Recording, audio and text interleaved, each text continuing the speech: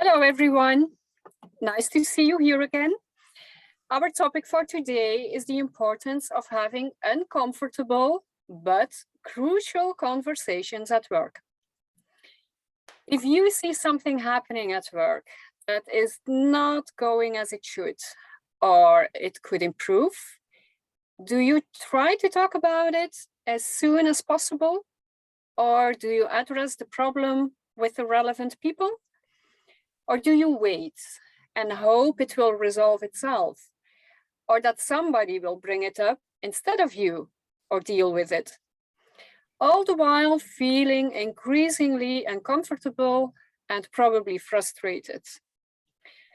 Personally, it doesn't give me a good feeling when people want to talk to me about something that happened months ago or weeks ago.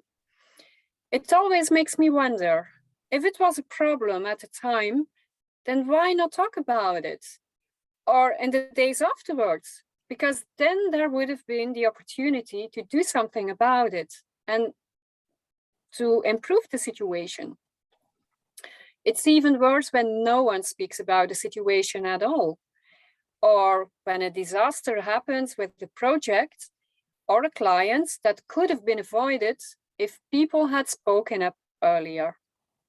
Right. When employees don't or can't acknowledge problems directly and productively, then feelings and situations can escalate. At the very least, it colors your view of a person or a project or a team, and it potentially affects your behavior towards them in a lot of ways. And there's no chance, as Nancy said, there's no chance here to clear up the misunderstandings or to redirect a project that's not going well or to take other action. And in the worst cases, people can even resort to backstabbing and gossip and passive aggression. We've probably all experienced this to some degree. And this kind of behavior erodes trust and keeps everyone in survival mode.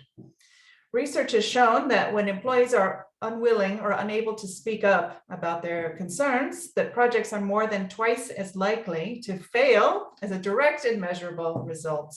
In addition, there are often huge cost overruns and delays. So what we try to do here is not only to prevent this kind of problems, we want to build a cohesive team that works together smoothly.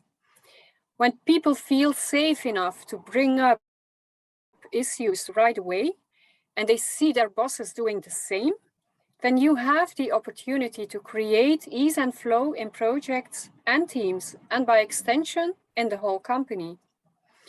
And having a polite but frank conversation as soon as possible, it still takes courage, of course. And many of these situations feel risky and uncertain. And you might have concerns, for example, about the scope or the schedule of the project, or the lack of executive leadership on it, or the way the work is being shared between the team members. It might seem like it's safer to say or do nothing and not to rock the boat, but silence has a huge cost. That's right. It's really important to keep that in mind. So next week, we'll go into how it's best to have these kinds of crucial conversations. But for now, remember, it's always better to speak up. And this goes not only for team members, but also for the leaders, right? Furthermore, research shows that the shorter the time between the identification of a problem and a discussion about it, the better the group functions.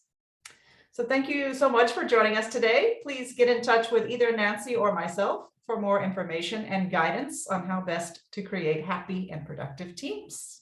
See you soon. Bye. Bye. Thanks.